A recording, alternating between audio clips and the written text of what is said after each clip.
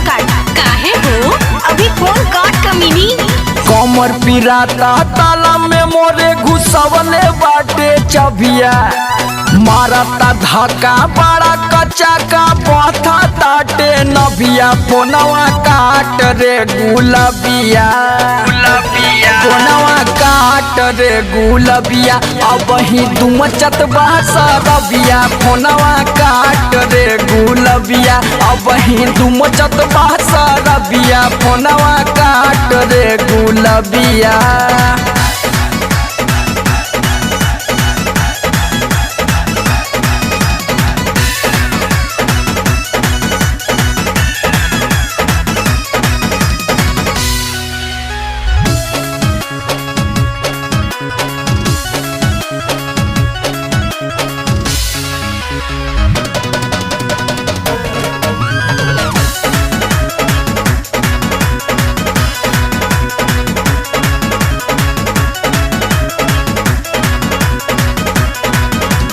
एको न कपड़ा देही पबारे, टांगी में टांग फसवले बा, टांगी में टांग फसवले बा।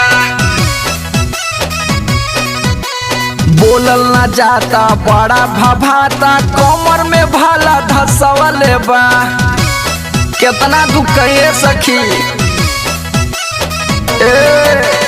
एको न कपड़ा देही पबारे, टांगी में टांग फसवले बा। बोलल न जाता बड़ा भभाता, कमर में भाला धसवले बा। घुमचता खमचता कैसे के बोली तू ही बताऊ रे सखिया। घुमचता खमचता कैसे के बोली तू ही बताऊ रे सखिया। फोनवा काट रे गुलबिया, फोनवा काट रे गुलबिया, अब ही तुम चता सरबिया। फोनवा काट रे गुलबिया, अब ही तुम चता सरबिया। फोनवा काट रे गुलबिया।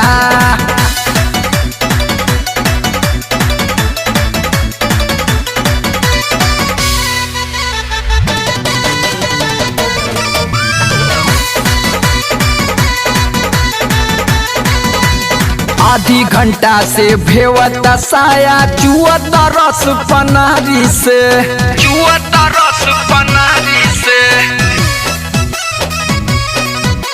नशा में दशा बिगड़लस रे दैया, कन्ना पेरे बरिया हरी से, कन्ना पेरे बरिया हरी से।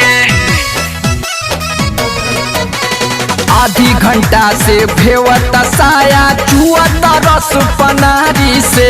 नशा में दशा बिगड़लस रे दैया, गन्ना पेर बरियारी से। प्रीतम समर ना बची जिंदगिया, मुहे में डालेला जिभिया।